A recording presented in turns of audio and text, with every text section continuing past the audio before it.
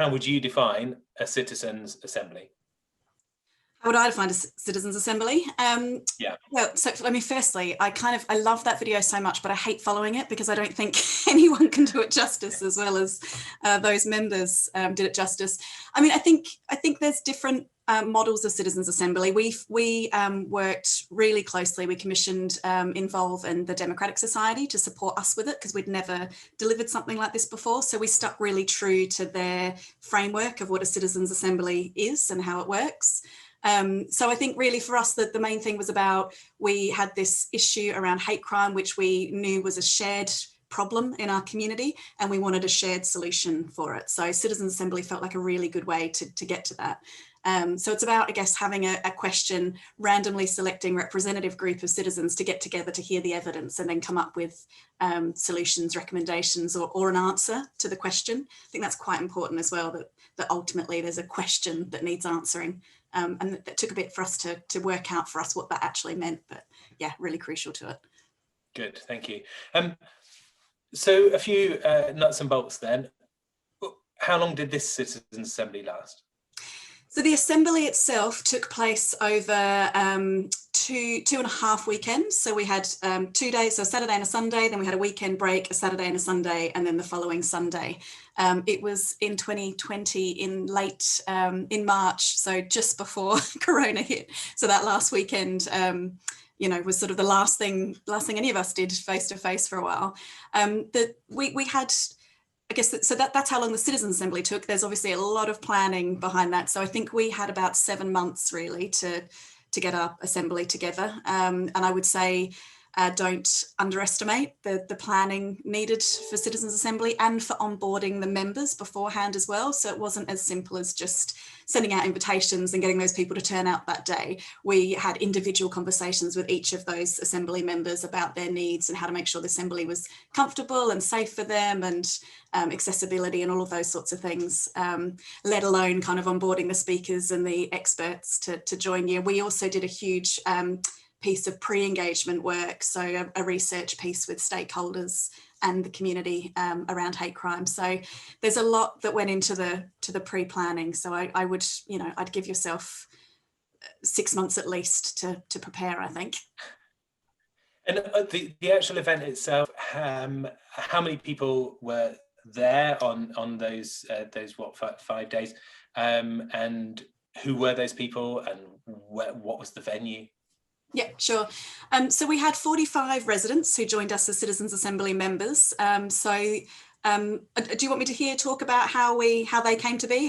Yeah, go for it. Sure. Okay. So again, working with DemSoc and Involve and using their wealth of experience around setting these things up, we sent out 10,000 letters to people in our community explaining that we're running the Citizens Assembly and letting them know what the assembly question was, which was that we know Waltham Forest is a diverse and we celebrate the diversity in Waltham Forest, but we know hate incidences are on the rise across London, and we want to work with you to think about how we can make sure that Waltham Forest is a place where everyone can feel equally welcome and safe.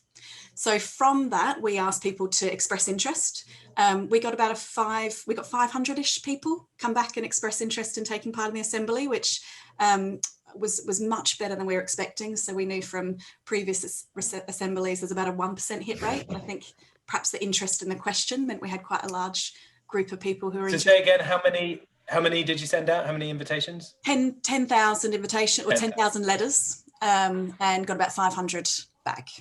500 people saying they're interested. So after expressing interest, people were asked to give us more information, more of their demographic information. And then the Sortation Foundation worked with us to randomly select the 45 members to make sure that they were representative of our community in Waltham Forest. So in our assembly report, which I believe everybody's going to be sent at the end, you can see sort of how close we came to mirroring the demographics. But for us, that was really important, that the conversations being had were representative of the borough. So it didn't mean that people were there representing their heritage or their LGBT status or anything like that. It just meant that, we knew we had good diversity in the room to discuss these things. We also had each day, so there was 45 members. We also had a huge support team actually, so support staff from DEMSOC and Involve, but also from the council. So there's probably about 15 staff in the room at any time. We had advocates and therapists on hand, just two, at all times in case anyone was triggered. I guess it was a particularly emotive issue, talking about hate crime, and we were really conscious in lots of ways about making sure that people were safe and that it was as safe a space as it could be during the assembly. We invited stakeholders and members of the community, actually anyone could have applied to witness the assembly. So we had an area people could sit in so that they could listen in on discussions, to make sure that we kind of maintained the appropriateness of the assembly. Those people who wanted to witness the assembly had lunch at different times than the assembly members. So we absolutely didn't encourage discussion between those people, because we wanted the assembly members to sort of maintain their own views and experience and work together on that. But we did have quite a lot of stakeholders join to witness it, which was great. And I think that was really important for transparency. And I think it's really helped in getting the community to buy into the recommendations that came out of the assembly, because a lot of the stakeholders were there seeing the conversations happen. So really bought into the recommendations. That's another thing I think is really crucial, is being transparent. We had some of the elements, particularly the speakers and the experts who gave evidence to the assembly, also live broadcasted, so people could watch from home as well. And that's all available on the internet for people to see too. Excuse me if you said it, but what was the venue? So the venue was actually at a school, but it's a really beautiful school in our borough. So we knew we wanted somewhere where people would feel a bit special, I guess. I think that is important. But we also knew we wanted it to be somewhere that was central in the borough, had good transport links. We knew we also wanted a few rooms. So we wanted the main areas where the majority of the kind of deliberation was happening, but we also needed places for interpreters to take breaks. We had a wellbeing room as well. So kind of thinking again about people who might be, just people who needed a bit of space or needed a low sensory space to be in for a while, but also the kind of high chance of people being triggered by some of the discussion. We had a low sensory room, and then we had another kind of wellbeing room where people could come and do colouring in and just kind of chill. So that was really important to us. So we knew we needed somewhere with a lot of different spaces. We had a prayer room as well and announced prayer times so people could be really comfortable. So the school was perfect venue for us. And how did you prepare people for the debate? This is a big, knotty issue to discuss. There's, as you say, nuanced and emotive. Just stick the people in the room, see what happened, or? No, that sounds pretty risky, doesn't it? No, and I think, in answering that, on reflection, I think there was a lot that could have gone wrong, and there was a risk register and arm's length for the Citizens' Assembly. However, I think all the people involved in organising this, because this definitely wasn't just me, there was a huge team involved in this, would say we were really surprised with sort of how harmoniously everybody did work together and how respectfully our residents worked together on such a emotive issue. So that was a really interesting part. So your question was about how did we prepare people to be part of that. So as I said, we had one-on-one conversations with all the assembly members before, a week or so, I think it was a couple of weeks before the assembly actually happened, to make sure that we had understood their accessibility requirements and talked to them a bit through kind of what to expect for the assembly. The first couple of days of the assembly were sort of setting the scene. So we provided the assembly with the evidence we'd had from surveys that we'd done, all that pre-engagement work, sort of headlines from focus groups with stakeholders. And we had a young people's group who came and presented peer research they had done about how young people feel about hate crime and their experiences. We had academics and other experts come and talk about hate crime. We had the police come and talk about sort of investigating hate crime, what that meant to them. And then really, a really powerful part, I thought, was we had a lived experience carousel. So we had people who had experienced hate crime who came along. So it was about 10 people who had experienced hate crime. And then we got the assembly members to break into quite small groups, sort of 2 or 3 assembly members, made it quite informal. Everybody had coffee and cake and sort of sat in lounge chairs, and it was just an opportunity to speak personally with someone about what it meant to experience hate crime and the impact it had on their life and that sort of thing. So it was very informal, and yeah, the members definitely said that that was a key moment for them, gave them a chance to ask questions and those sorts of things. So that was really crucial. So I think they were that was the sort of evidence and the preparation to enable the deliberative conversation and to enable the 45 members to then make their recommendations.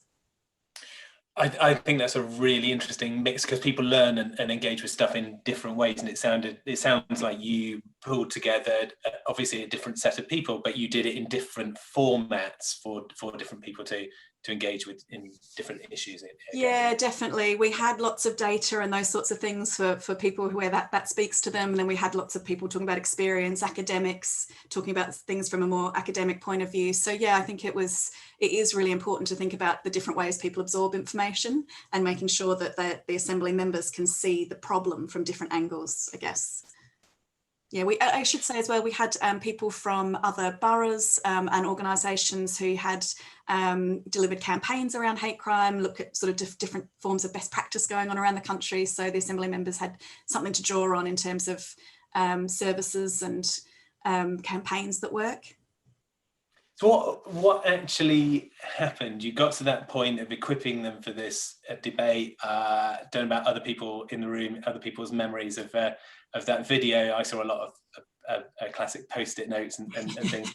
What was the meat of it? How did then these recommendations get pulled together? How did you channel these individual thoughts into a kind of group consensus? Yeah, that was really the magic bit. So I mean, I absolutely need to say yeah, I need to say here that we wouldn't have been able to do this at all without the support of Democratic Society and Involve, because I guess we brought them in to be the experts on the process and how to make the process work.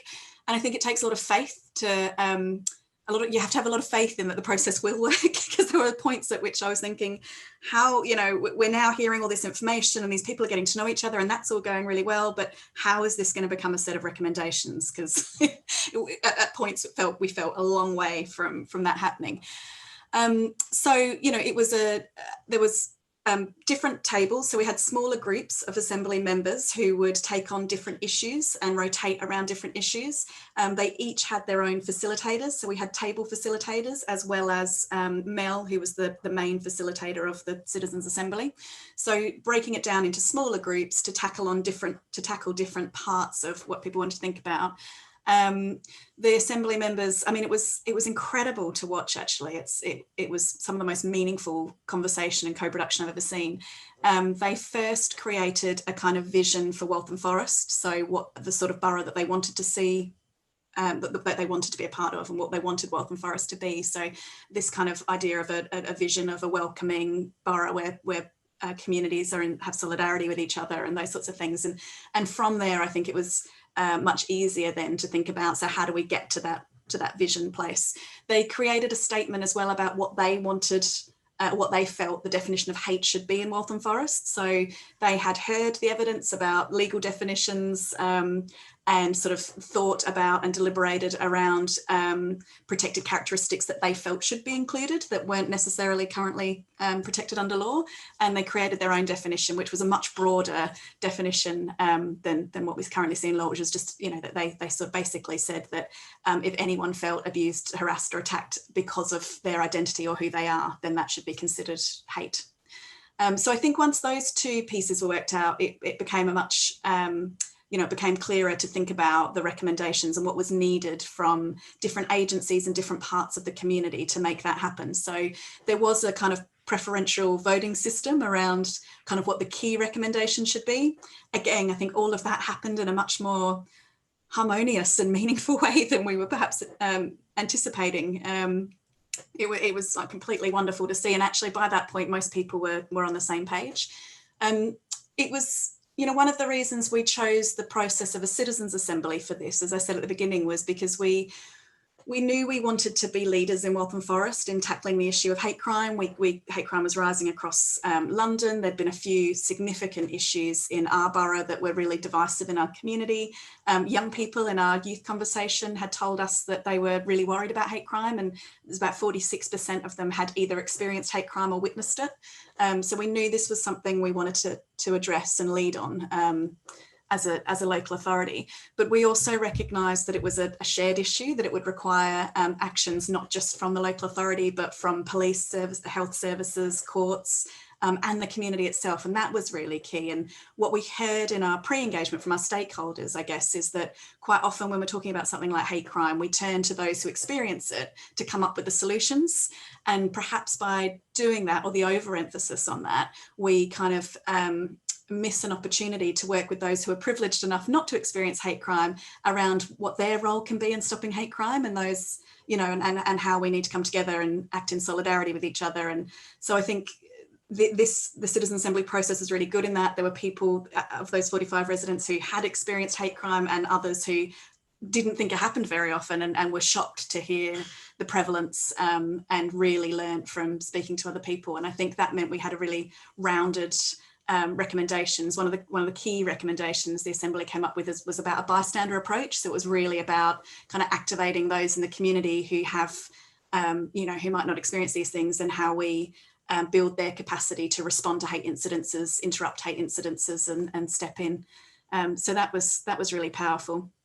But yeah, I'm so glad, and don't know how we would have done it without commissioning DemSoc and Involve, because in terms of that kind of processy bit, that was really their specialism and their expertise.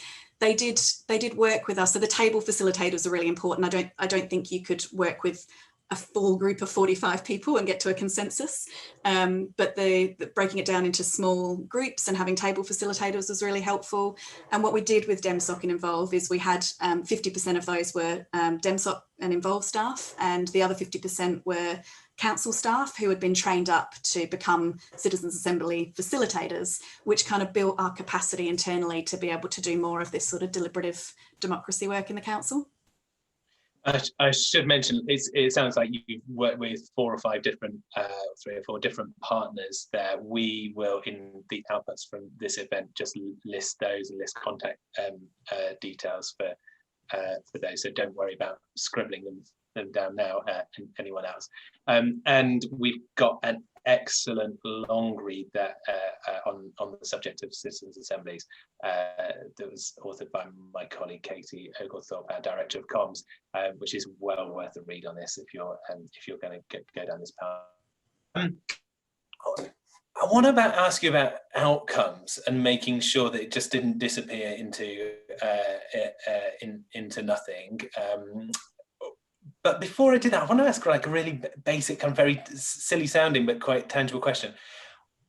What did it feel like? What did the room look and feel like when you entered it on, say, the third day? What was just the basics of what was the layout? What was the wallpaper? You know, what was going on there?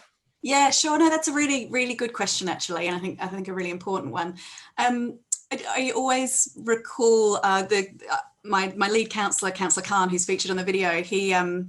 He's worked, been a councillor for a really long time, really well known in the community. I think he has something, I'll probably get this wrong now, but like 98 cousins that live in Waltham Forest. So he knows a lot of our community. And when he walked in on day one and saw these 45 members, he said to me, I have never before walked into a room in Waltham Forest in my life and not known anyone. And I think there was something really powerful in the fact that we were able to achieve that, given how many people he knows. But also I think that, that was what we were trying to get to with this Citizens Assembly, is we were wanting to hear from different voices. We were wanting that representative thing, and we were wanting people, there is absolutely a role to play for the people who have been engaged in this issue for a long time, and there was a role in the pre-engagement work and the research piece we did, but we wanted the actual deliberative bit to be about citizens who weren't necessarily already engaged in this issue.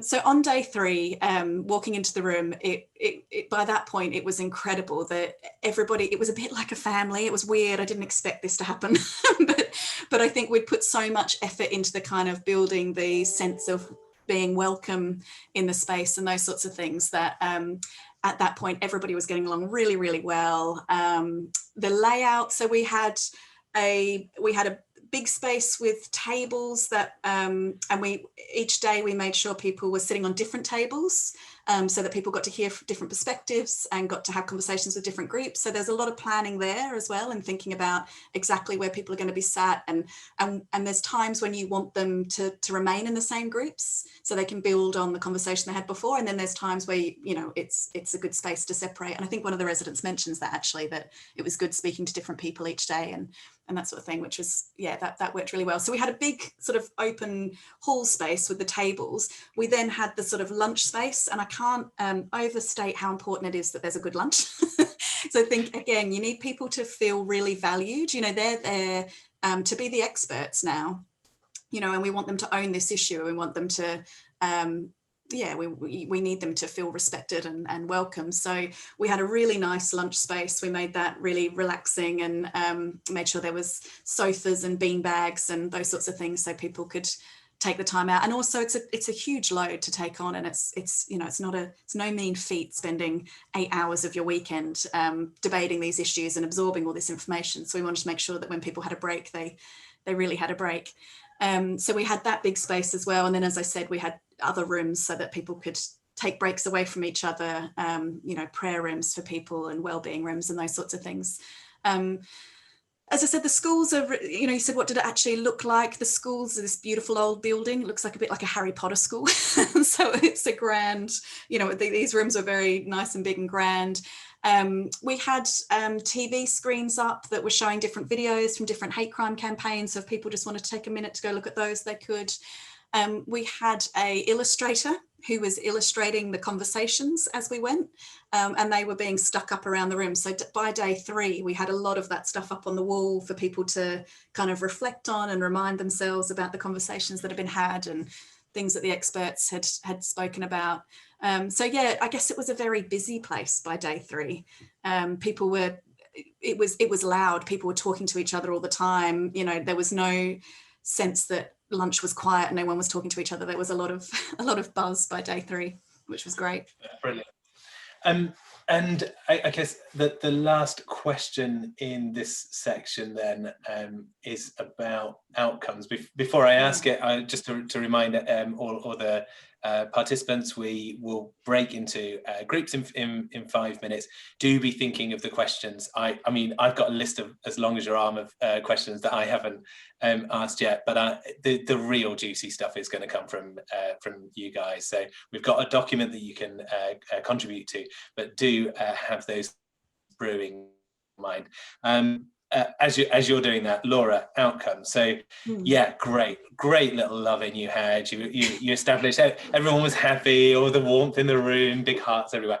But that's all pretty pointless if there's no outcomes, there's no legacy, nothing changed after it. I mean, obviously it's crucially important in itself, but the whole reason is to change the world, the borough, whatever that you live in. What were those outcomes, and how did you ensure them? How did you work towards ensuring them? So I think there was a few different kind of groupings of outcomes, really. So there were the ones around the topic of hate crime and hate incidences. So we wanted to come out of the Citizens Assembly with a really clear set of recommendations to make sure that we were kind of able to come up with solutions around hate and reducing hate in our borough that involved the whole community and including all of our agencies, and that we definitely achieved. And I think it was DemSoc really kept us focused on what we wanted the end product to be, to make sure we didn't lose sight of that, because I think you could get quite wrapped up in the process of a Citizens Assembly and that going well, and not think about what the end output is. And I think, and DemSoc as well kept us really focused on framing the question so that we could achieve what what was going to come out at the end, because the whole thing would have been a complete disaster if we went through all of this and then we couldn't achieve the recommendations. So that was obviously the last thing we would have wanted to have done, and that's hard to do without, you know, knowing what the recommendations are going to be. So we did come up with really clear recommendations. There's a really good report. So in terms of that outcome, that absolutely happened. We have under each of the recommendations very clear actions for each of the agencies around, you know, what they need to do to make this action happen. And I think that's really helped us to make sure that the programme of work that hinged after the assembly to bring those recommendations to life worked really well.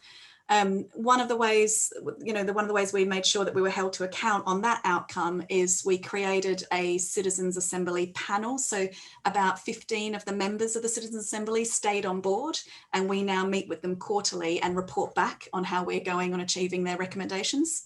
And they really hold us to account because, you know, they gave up five of their weekend days when they could have been with family and friends or doing whatever they wanted to do to make these recommendations. So they feel incredibly strongly about them. And that's a brilliant panel that's still alive now. I think as well that the other outcome for us was about having a set of recommendations that really gave us a mandate, and that's really helped with some of the lobbying we've needed to do to do this work. So, you know, lobbying with police and you know, CPS and others, and saying like, look, these recommendations are created by our residents. We have this absolute mandate to make this happen. This isn't just a good idea of a hate crime officer or head of community safety. This is from our residents. I think that's the power of that. You can never undermine. Our politicians really supported that and really embraced that. And I think it's good to prepare the politicians for that as well, because it's, you know, it's about sharing power, and it's another form of democracy, which could create some nervousness for us. That wasn't the case at all. In fact, it just emboldened them further, I think, to make sure these recommendations happened. There was another kind of layer of recommendations for us around this. Was a new deliberative or engagement process for Waltham Forest at the time. We hadn't done a citizens assembly before, so there was lots of things we wanted to learn about in terms of how we engage with our residents, and I think it has really reshaped our whole engagement and our whole engagement approach with our residents. So we did learn a lot from pre and post interviews we did with the residents about how it made them feel.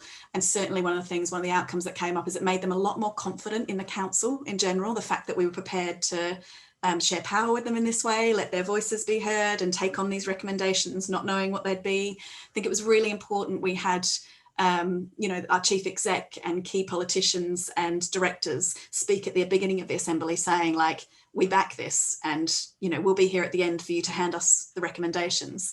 Assembly members came to our council cabinet to present the recommendations reports, and it was a beautiful moment. But also, you know, I think again it really increased people's understanding of how a council works and how democracy works. But the thing we know from the evaluation report is it increased their confidence in the council and our ability to deliver things as well. So that was really key.